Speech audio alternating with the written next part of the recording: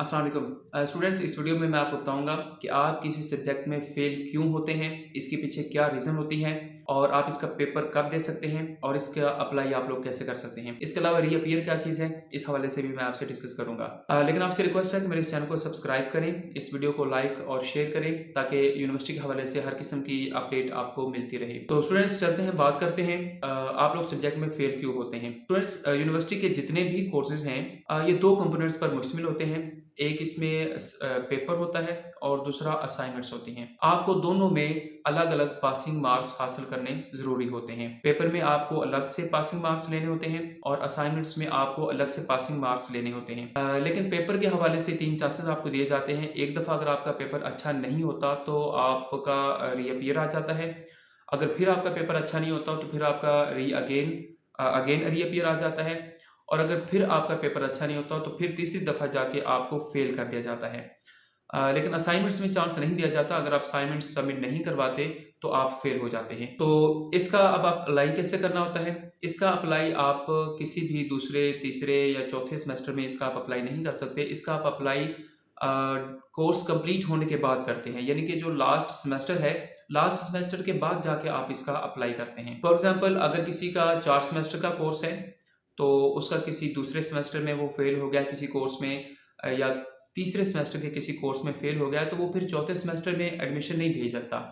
वो बिल्कुल लास्ट में जब उसका चौथा सेमेस्टर कंप्लीट हो जाएगा, उसके बाद जब एडमिशन ओपन होंगे तब जाके वो नए सिरे से इसका एडमिशन भेजेगा, फीस पे करेगा और इसका पेपर भी होगा, इसकी असाइनमेंट्स भी होंगी। अगर वर्कशॉप है तो फिर वर्कशॉप भी होगी। यानी कि बिल्कुल जिस तरीके से आप बाकी सेमेस्टर्स को हैंडल करते हैं उसी तरीके से आप इन कोर्सेज़ को भी हैंडल करेंगे।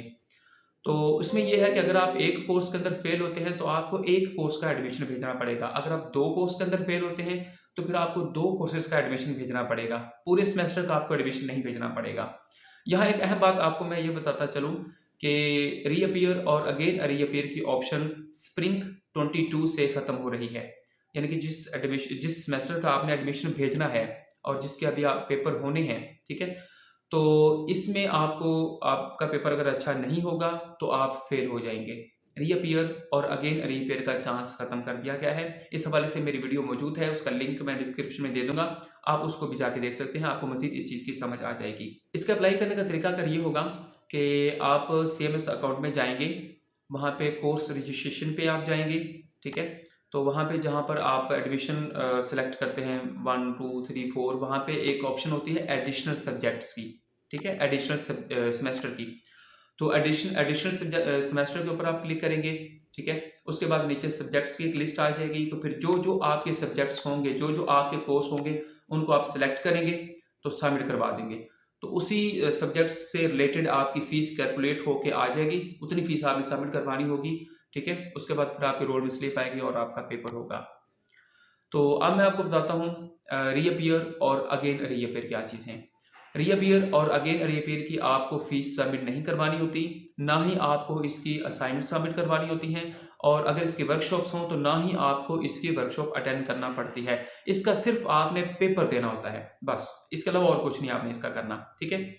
और इसका आपको एडमिशन भेजने की भी ज़रूरत नहीं होती, ठीक है? आपका फ़र्ज़ करें दूसरे सेमेस्टर में रीअपीयर एक सब्जेक्ट आ गया है, तो अगले सेमेस्टर की रोल नंबर स्लिप के अंदर ऑटोमेटिक ये सब्जेक्ट लग के आ जाएगा और आपने बस इसका पेपर देना होगा, ठीक है? इसके अलावा बहुत सारे स्टूडेंट्स ये चीज़ पूछ रहे होते हैं कि सर फेल तो हम हो गए हैं, तो क्या हम सब्जेक्ट चेंज कर सकते हैं? तो यहाँ पर ये चीज़ है कि अगर आपका ये सब्जेक्ट इलेक्टिव है, इख्तियारी सब्जेक्ट है, ठीक है? और आप उसमें फेल हैं, तो आप इसका एडमिशन भेजते वक़्त आप सब्जेक्ट चेंज कर सकते हैं। लेकिन अगर आपका कंपल्सरी सब्जेक्ट है, उसमें आप फेल हैं, तो वो आप चेंज नहीं कर सकते।